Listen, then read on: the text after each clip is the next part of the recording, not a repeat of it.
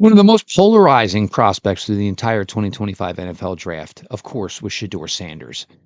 His father, the legacy, and what he and Shedeur did in Colorado, taking a dormant program and bringing it back from the dead. Shedeur Sanders was once thought by some to be a first round selection. Once the draft began, that never happened, and thus began slide for Shedeur Sanders before the Cleveland Browns ultimately selected him on day 3 in round 5. Shedeur Sanders, in getting to Cleveland, became the ultimate teammate, the ultimate citizen of Cleveland, and everybody was wondering why exactly that draft slide had happened. Sanders was charismatic, he was giving of his time, and he was growing within the Cleveland Browns offense. As training camp began, the Cleveland Browns were in a situation where they had 4 quarterbacks in camp: veteran Joe Flacco, veteran Kenny Pickett, rookie Dylan Gabriel, who had been drafted 2 rounds before Shedeur Sanders in the 3rd, and Sanders himself. All 4 quarterbacks set out to try to achieve, a nice hierarchy within the rankings of the Cleveland Browns quarterback depth chart. Besides Joe Flacco, all 3 quarterbacks at some point or another were injured. So the preseason games began, and Joe Flacco, of course, was not going to play. Dylan Gabriel was unavailable. Kenny Pickett was unavailable for the first preseason game against the Carolina Panthers. The opportunity was there for Shedeur Sanders to start that game. Shedeur Sanders went out, led the Cleveland Browns to victory, looked good while doing it, threw 2 touchdown passes, didn't commit any turnovers, and showed some athletic ability that was one of the biggest Achilles heels in the draft criticisms of Shedeur Sanders' game. There was a slight sign of one of the other big issues for Shedeur Sanders: his inability to step up in the pocket. And when things got bad or he got rattled within the pocket, Sanders started drifting back in the pocket, closing passing windows, and certainly leading to sacks, which was one of, again, the biggest issues Sanders had at Colorado. He was sacked 94 times in 2 seasons in Boulder. The second week of preseason came around. The Philadelphia Eagles were hosting the Cleveland Browns for joint practices. With the momentum Sanders had built, everybody certainly had their eyes on what Sanders was going to be able to do that week. The first day of joint practices, Shedeur Sanders came out, and unfortunately, he was unable to go. Sanders had suffered an oblique injury that was going to hold him out of the joint practices and have him unavailable to play in week 2 of the preseason. This led to the opportunity for fellow rookie Dylan Gabriel to get some long playing time. Gabriel, impressed, wasn't his best, but yet still caught the eyes of many. Now we shifted to the final week of the preseason. Sanders was deemed healthy and ready to go and was a full participant in practices leading up to the final game. Dylan Gabriel was the second quarterback in the game after Cleveland had the option and chose to start Joe Flacco.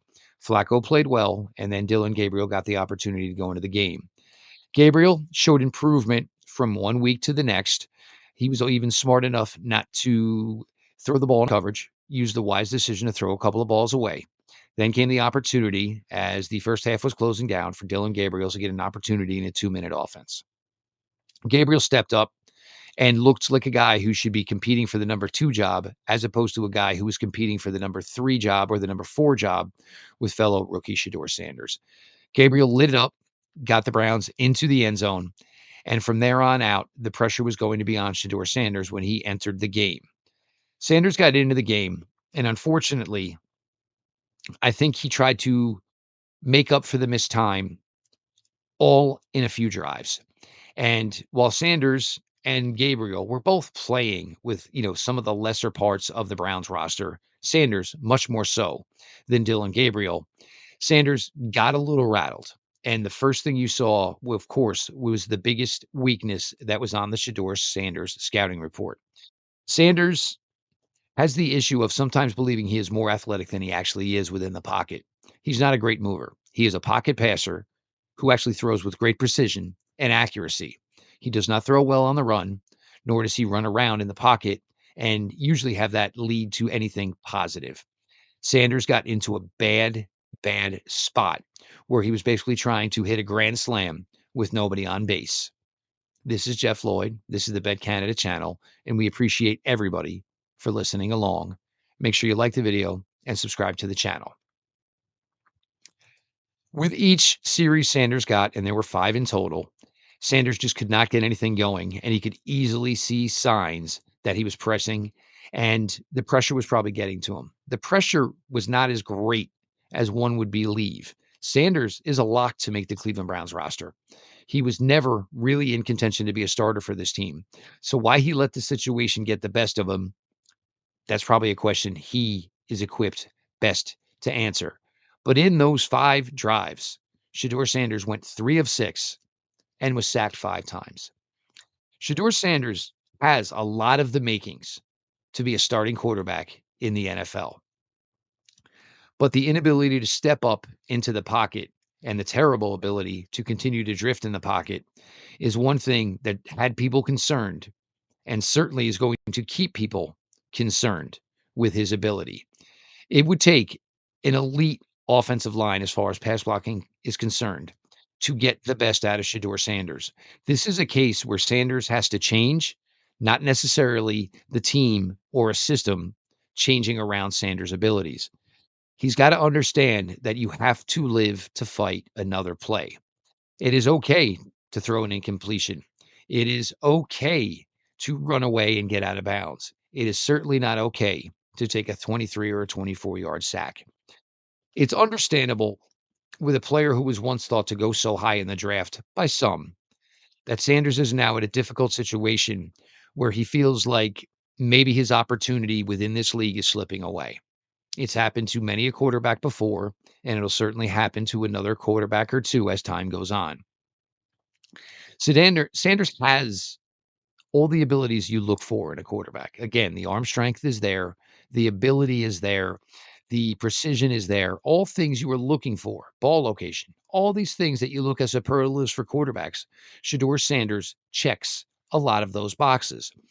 But the weakness, and it is a big one, he has more positives than he does have weaknesses. But his weakness could certainly end up being an absolute downfall if he cannot find a way to avoid it, play through it. So for Sanders, and this is where it's going to get difficult for him, because as NFL teams are out of training camp mode, are out of preseason mode, the ability to develop a second quarterback, a third quarterback, a fourth quarterback, and give them the reps you would timely like to give them just is not there. The fact of the matter is, Shedeur Sanders and how he can improve is most likely going to be by being the Cleveland Browns scout team quarterback. He'll spend most likely the next 2 weeks emulating Cincinnati Bengals quarterback Joe Burrow ahead of the Cleveland Browns and Cincinnati Bengals week 1 matchup. He can learn from this. He can improve from this. He can grow from this, but he has to embrace this. This was not a question or a situation where the Cleveland Browns set up Shedeur Sanders to fail. To bring race into a situation like this is certainly has nothing to do with it. Sanders, for the months of April, May, June, July, and the beginning of August, was kind of the talk of the town in Cleveland. His injury was definitely unfortunate. It caused him to miss time. He wasn't able to play in preseasons consecutively and take learning mistakes from one game and then maybe apply it to improvement in the next game. All of this, again, extremely unfortunate. But Sanders is with a team that is willing to commit the time to him, and they are willing to give him the opportunity to grow and develop. I don't think Sanders has any issues remaining in Cleveland and working through this role. He needs to understand what happened on Saturday against the Los Angeles Rams was an unfortunate incident. But the tale is not finished by any means whatsoever. Sanders just needs to continue to put in the work in. He needs to continue to ingratiate himself within the team, the fan base, and certainly ownership, front office, and the coaching staff. All these things he did. He was taken out of the game with a 2-minute drive on the line. And I think part of the reason that it was is I think the Cleveland Browns coaching staff did not want him to have to go out there and try one more time to do more than it appeared he was capable of doing on Saturday. Shedeur Sanders will get his opportunity again in the NFL. He just has to stick to it and understand that he has to work on his negatives and find a way to turn his negatives into positives. I am Jeff Lloyd, This is the Bet Canada channel. If you like this video, throw a like, throw some comments, make sure to subscribe to the channel, and we appreciate you all for watching along.